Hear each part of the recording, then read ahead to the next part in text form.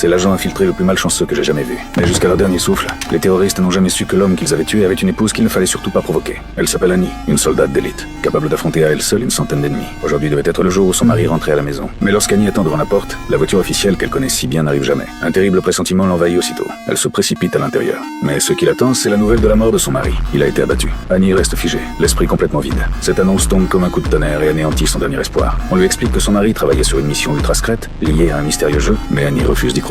Elle décide de découvrir elle-même toute la vérité. À la morgue, le personnel lui conseille à plusieurs reprises de se préparer au pire. Mais lorsque le drap blanc est lentement soulevé, elle manque de s'effondrer. Le visage de son mari est méconnaissable. Annie éclate en sanglots, mais elle essuie rapidement ses larmes et se force à retrouver son calme, car elle est convaincue que son mari n'est pas mort par hasard. Elle examine ensuite le téléphone qu'il a laissé derrière lui. Dans la carte mémoire, elle découvre un indice capital. Son mari enquêtait secrètement sur le marché noir mondial de la contrefaçon. Ce trafic criminel génère chaque année des centaines de milliards de dollars de profit. Et il avait réuni des preuves suffisantes pour faire tomber toute l'organisation. C'est précisément pour cette raison qu'il a été réduit au silence. À cet instant, Annie prend sa décision. Peu importe qui tire les ficelles, elle le retrouvera de ses propres mains. Mais dans un pays étranger, elle n'a ni allié ni piste. Elle n'a d'autre choix que de demander de l'aide à la police. Pourtant, les policiers se montrent étrangement froids. Ils semblent cacher quelque chose, lui remettent simplement une photo, puis mettent fin à l'entretien à la hâte. À cet instant, Annie comprend enfin. La seule personne en qui elle peut avoir confiance, c'est elle-même. Elle dépense alors toutes ses économies pour acheter des armes. Mais le trafiquant d'armes tente d'en profiter pour l'arnaquer. Malheureusement pour lui, il ignore complètement à qui il a affaire.